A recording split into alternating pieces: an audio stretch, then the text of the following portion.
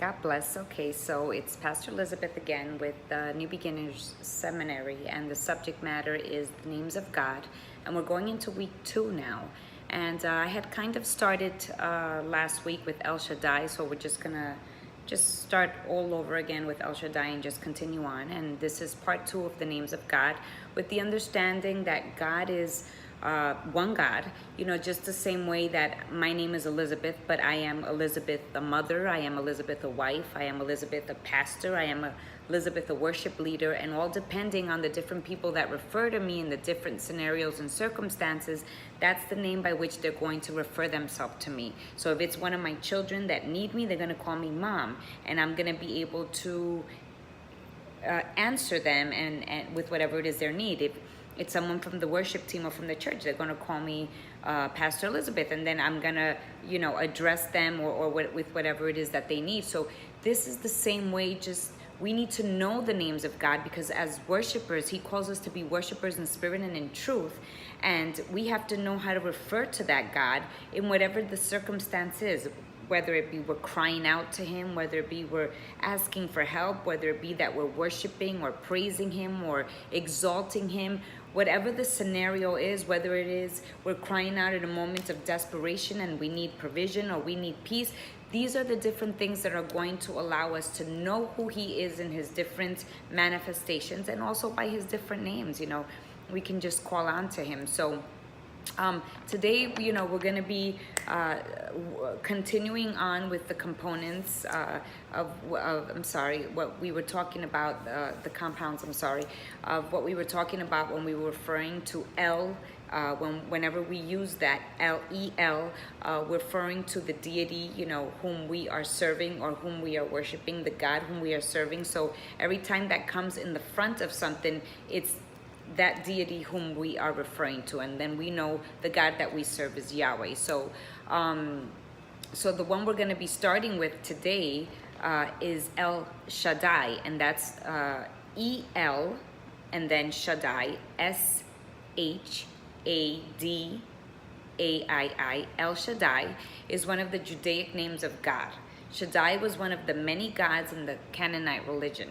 El Shaddai is conventionally translated as God Almighty. According to Exodus 6:2-3, so you're going to pause me here, and this is where you're going to read. And so whenever I give a Bible verse, just pause and read. I don't do the reading simply so that these videos don't get too long, but this is part of your own research. I also encourage you sometimes not to just read the little portion which I give you, but go back a little bit so that you can bring in some of that history and know the full line of the story that's coming before the verses that I actually give you. And this is part of being a good student and educating yourself a little bit more. But Shaddai is the name by which God was known to Abraham, to Isaac, and to Jacob. The name Shaddai is again used as the name of God later in the book of Job, which comes from the root word Shaddad, which is written S-H-A-D-D-A-I, is again used as a name of God later in the book of Job, okay? And you're going to continue to read that, which means to overpower. It is uncertain where it derived from. Something it stresses God's loving supply and comfort, others His power, the fact that He is almighty. Picture it like a God sitting on a mountain looking down, who brings correction, who chastens. Some people see it in that kind of a way. So, the actual place where it came from is still uncertain, but Shaddad means to overpower. You can read Exodus 6:1 and Psalm 91 1-2. Okay, so that's El Shaddai. And so now we're going to go to Elohim. So that's written E-L-O-H-I-M. Okay, Elohim is a grammatically singular or plural noun for God. It basically just means God, okay? Or gods. So whether you're referring to Him in a singular or plural, it means God. In both modern and ancient Hebrew language, meaning the strong one, okay? Elohim meaning God, the strong one. It is especially used of God's sovereignty, his creative work, his mighty work for Israel, and in relation to his sovereignty. Okay? You can read Jeremiah 32:27, and you can read Isaiah 45:18. It's just, God referring to himself to us as that God can do it all. The fact that all these things are done through the work of his hands. And again, you can go back a little bit on the verses so that you can get a little bit more of a grip of the story behind that, okay? So that's what Elohim means. It's the strong one. It means God or gods, whether in singular or plural, okay? Now we're going to go to the next one, which is El Olam. And that is written E-L-O-L-A-M. It's the everlasting God. So this emphasizes God's unchangeableness and is connected with his with the fact that he's inexhaustible, that it doesn't matter when you need him, at what time you need him, if it's all the way in the four corners of the earth, if it's in the highest mountain or up in the heavens or down in the depths of the sea, it does not matter. He's inexhaustible. You can reach him at all times. There is no time limit. Time only belongs to us. There is no time in God. He is eternal. He has always been from the beginning and in the end, the Alpha, the Omega. He's always existed.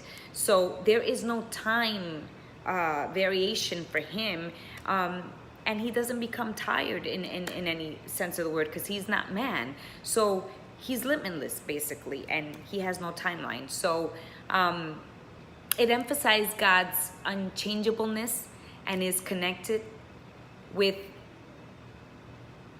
just himself and how many times he comes and helps us whenever we have cried out to him, whether it's yesterday, today, or evermore.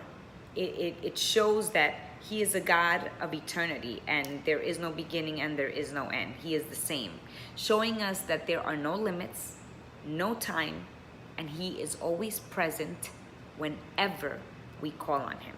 So I want you to know that this is the God that you and I serve. It's a God that he is always willing, and he is always able, and he is always there, and you can call on him no matter what, at any time of the day, for whatever situation, for whatever circumstance, whether it be in form of worship or praise or whatever. He is always present. He is El Olam. He's everlasting God. So in getting to know all of these different names, we're getting to know him at a more personal level. And I encourage you to continue to seek and get into the word a little bit more, because the more you do this, the more you're going to get to know him in his different manifestations and in his sovereignty, in the way he manifested himself to man from the beginning of time. God bless you all. Just remember that we are learning of the God of Abraham, of Isaac, and of Jacob, as we studied in weeks past, that the name Israel came from Jacob, okay? And that was his name after Jacob fought with the angel of God overnight.